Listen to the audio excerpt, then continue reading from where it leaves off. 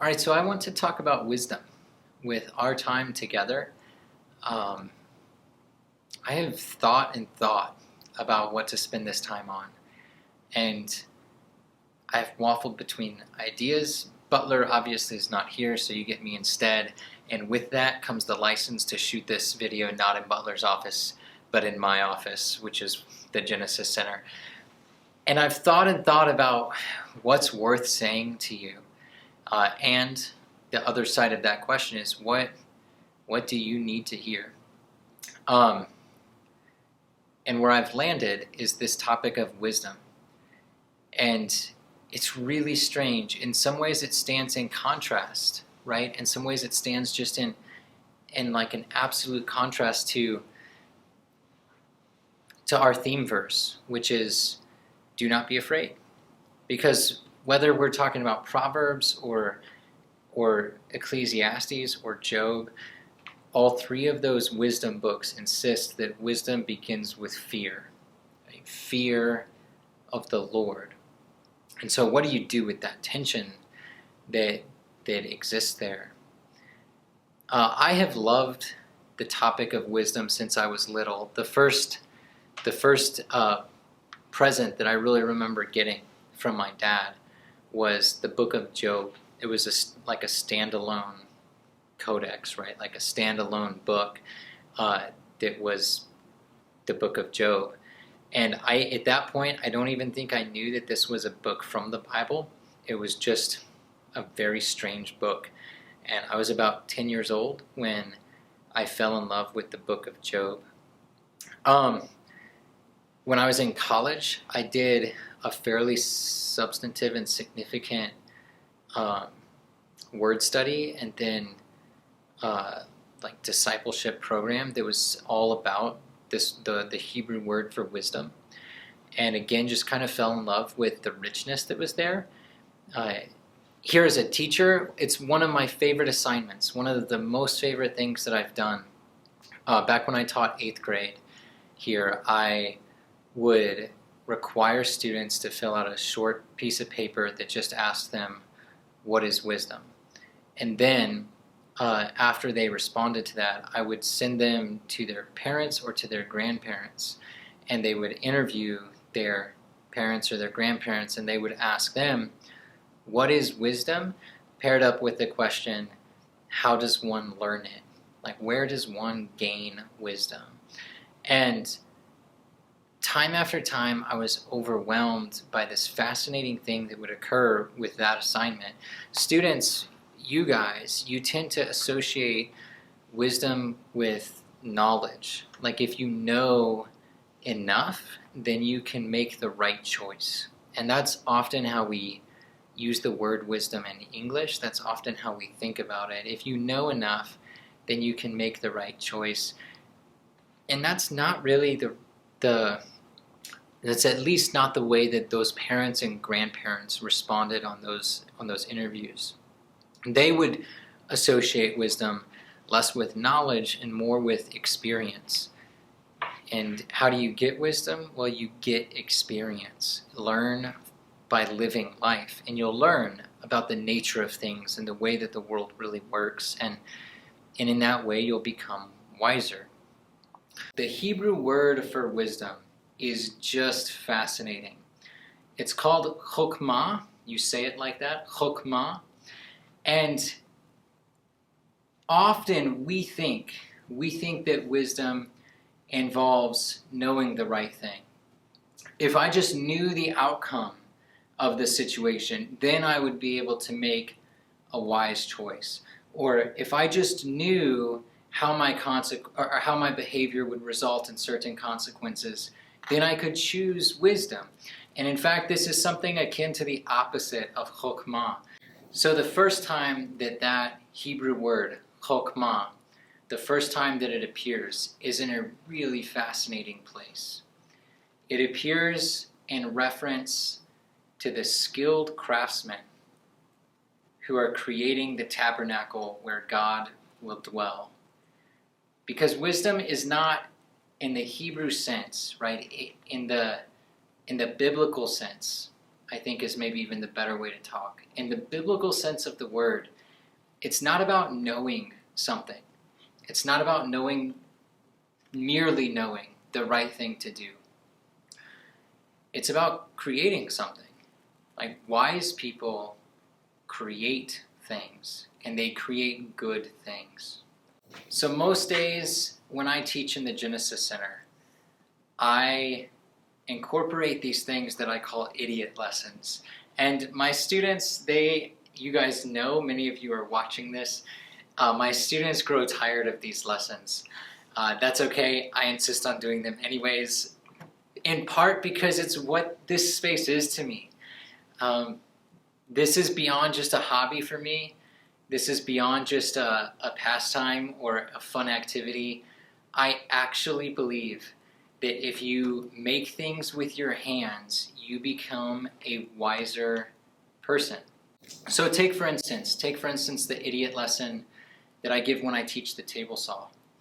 That you should approach the table saw confident but cautious.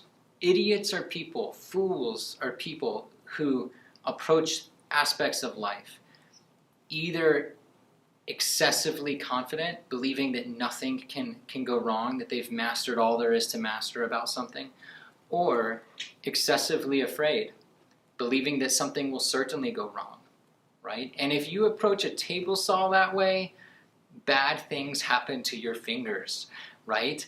You need to be in that sweet spot. You need to be in that place that I call wisdom, confident that you know what you need to know to be safe, but cautious because you don't know what will happen. And it is a dangerous machine. Or take, for instance, the lesson that I give about waiting. Right? Idiots are people who cannot wait. We often drive by and we see people sitting around a construction site and we joke, we say things like, oh, there's our tax dollars at work, right? And that doesn't take into account the nature of mechanical work. People who work with their hands, they understand that if you rush phase one, then you're only going to mess up every subsequent phase. If you try to accomplish phase 3 before it's really time to, then you're going to cause devastating problems. So it's worth it to wait. It's the principle, measure something multiple times before you make your cut. People who work with their hands, they learn to go slow. They learn to think about the end result before they ever start cutting anything. They learn to take their time, to pay attention to grain direction or every minute setting. They learn to test something on a scrap piece before they try it on the final piece. So much of working with your hands comes back to go slow, take your time. Idiots are people who cannot. Fools rush. Fools are always hasty. You should go slower. Or take, for instance, the idiot lesson that I give about acceptable tolerances. It was last week. Last week I had a student who was wood turning with me. And at one point she stopped and flagged me down, and I came and looked at what she was making. And she asked, "Is this good enough?" And in my typical way, right, what I want to do right then is to ask a question, and I did. I said, are you happy with it? Are you happy with it? And her answer, I would say, was wisdom. She responded and she said, "I think so, and I think I need to stop. If I keep messing with it, I will ruin it." That's wisdom. Oh, that you guys would have that attitude towards the rest of life. Realize that perfection is elusive. Sometimes there are acceptable tolerances. Perfection is elusive, and personal satisfaction means that you must learn to stop. There's also another really strange complexity with wisdom that we see in Eden. In the Garden of Eden, at the beginning, Eve is tempted to take this piece of fruit, and it's described using three phrases. It's said to be good for food, right? That makes sense. It's said to be pleasing to the eye. I guess that works for fruit. I guess certain fruit can look good. And then it's said that it was desirable for gaining wisdom. I don't even know what you do with that, right? Do you say that you can gain wisdom by eating fruit? It's so strange. And what do you do with this? Is it wrong? Is it wrong for Eve to want to be wiser? God, in his wisdom, made the universe operate with certain principles. And this is what the book of Proverbs is all about. It's to say that if you are hasty, then it will lead to ruin. It's to say that if you speak without thinking, then you will hurt people. It's to say that if you disobey your parents, if you disrespect authority, that there will be consequence for your personal life. That the book of Proverbs sets out these laws, not laws the same way that it's like one of the 10 Commandments. It's not a law like that, but it's a law, I think, something closer to the law of gravity. This is the way that the world works, and be aware of it, right? Be aware of it. Part of what happens in the garden is that Eve chooses not that, right? Eve chooses to pursue her own ideas about how the world should work, and to reject God's. And in the garden, God sets out what's good. Day after day after day, God sets out what's good. And the story of the fall is ultimately a story where that version of goodness is rejected by Adam and Eve as they seek to establish their own versions. Fear the Lord in the same way that you would fear the sun. Fear the Lord in the same way that you would fear gravity. This is an unyielding, unrelenting force that cannot be defied. It cannot be defied. The way that the world really works is outlined in Proverbs, and it starts by acknowledging that God is the one who has set it that way, and that he is worthy of fear and awe and respect. For this next segment of time, I'm going to ask you and your teachers and your cohorts to do a couple different things. So teachers, if you have not been listening, now it's time to listen. There is another video that went out in this chapel email that is a link to a Bible Project video. That Bible Project video is all about the book of Proverbs, and it's really useful to give at least an introductory, here's a framework for understanding this book and its place in the wisdom literature. So I want you first to play that for your cohorts, play this Bible Project video on Proverbs. And then second, students and teachers, what I want you to do is to spend the remaining portion of the time together reading Proverbs. There's lots of ways you could do this. You could open to a random chapter. You could pick the day that you're born. So if you're born on the 7th, pick Proverbs chapter 7. You could pick a favorite number, right? The number that you wear on your athletic jerseys. Pick a number and read that chapter. But I honestly don't care which chapter you go to, because that's not how Proverbs works. I want you to read. Just start reading. Pick a chapter and start reading in Proverbs. And take note. Take note of which sayings, which pieces of wisdom stand out to you. Take note on what you're reminded about for your own life. And then teachers, I'm going to tell you to spend the last 10 minutes or so, just pause them from their reading, spend the last 10 minutes reviewing that, talking about it. What stood out to them? What did they highlight or underline? What did they notice? What are they reminded about from their own life? And I'll add to that list one other thing, and that's what is really, really confusing to you. If you read Proverbs and are not confused by something, then read it slower, maybe. So we started this time with a question. We said, what is wisdom? And I don't know that we've really answered it. And I don't know that I really can put a single sentence definition on this. As I've thought about this, and I've thought about this a fair bit, wisdom is something like the laws that govern our world that come from God. It is something like understanding the nature of how things really work. It's something like being able to make choices that are good, independent of consequence, right? Independent of how those choices might turn out.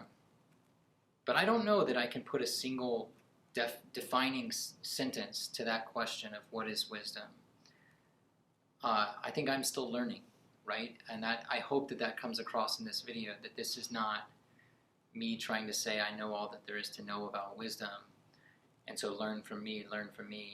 And rather, I think what I'm saying is, I have really valued this question. I have really valued asking what is wisdom.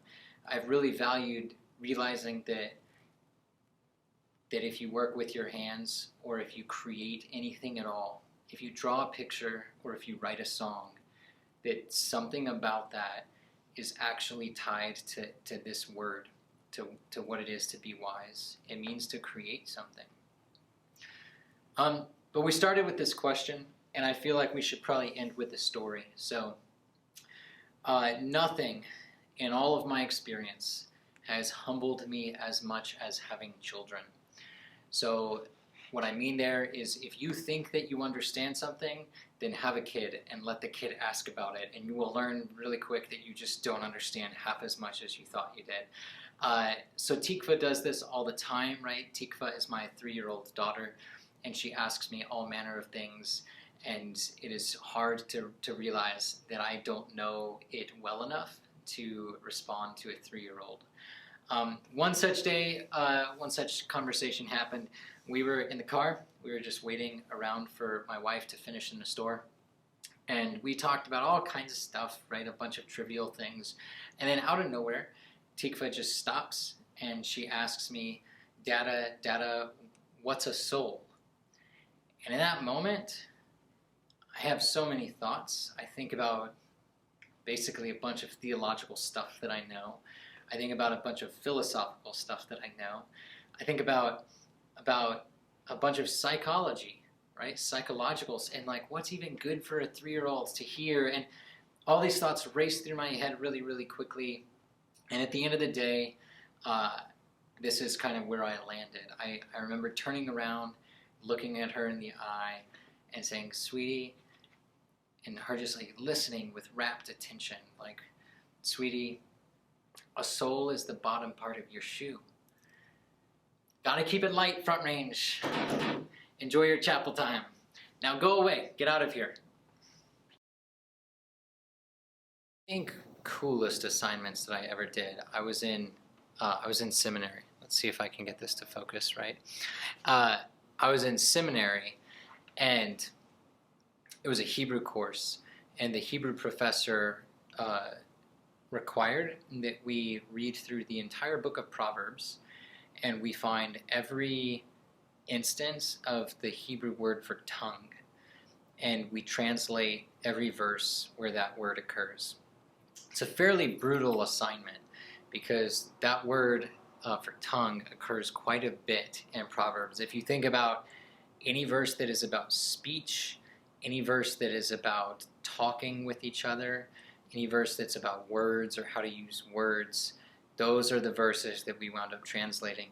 And I remember, after hours and hours and hours of translating verses from Hebrew into English, every single one of them about our speech, I just remember being affected.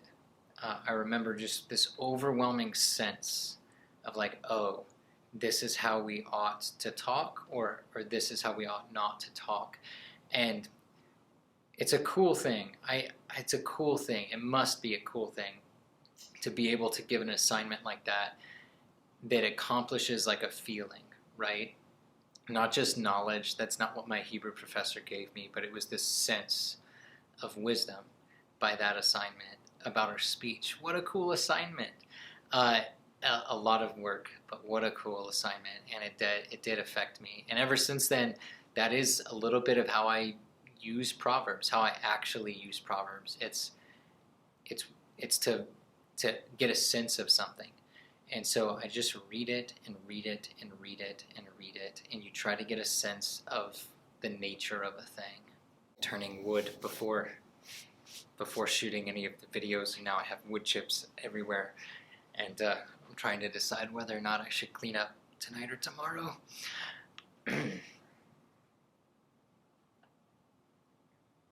My hope for you, Front Range, my prayer for you is that you seek wisdom. That when you get to choices and you're not sure how to proceed, or when you get to a lost state of mind and you're not sure how to rightly think about something, that you don't just linger there, you don't just stop there, but that you seek wisdom. And that can come from multiple sources, right? It can come from talking with a mentor. It can come from talking with a D group leader or a teacher whom you respect. It can come from talking with a parent or a grandparent. Gosh, I hope it comes from those places. It can also come from the book of Proverbs. It can come from sitting and reading chapter after chapter after chapter until you get an overwhelming idea or overwhelming sense of the nature of a thing. And when you're at an impasse, when you're at a choice between two forks in the road kind of thing, when you don't know how to rightly think about, maybe it's a relationship, or maybe it's an aspect of your life, and you're just at a loss, then open up Proverbs and just start reading. And the verses that don't matter to you, you'll gloss over fairly quickly, right? And in a sense, it feels really wrong to say this. In a sense, that's okay with Proverbs, because eventually you will get to a topic or an area of your life that does matter, that is what you're actually confused about or at an impasse about, and that's the point. That's the point, to actually use the book. It's not just about knowing something. It's not just about understanding a set of principles, or that's not it. Much like this space, it's meant to actually make something. That's what Proverbs is, right? It's meant to actually be applied. It's meant to actually be made in your life. And so you don't memorize, although memorizing Proverbs is a fairly common thing and a good thing, the point is, it's not just an exercise in these pithy sayings, in these short little impactful sayings, and how many of those can you rattle off from memory. That's not the point. The point is to actually apply what you're reading in your real life, with your real friends, with your real money, with your real family. That's what this book is meant for. It's meant to make in your life. It's meant to create something, and that's really, really cool.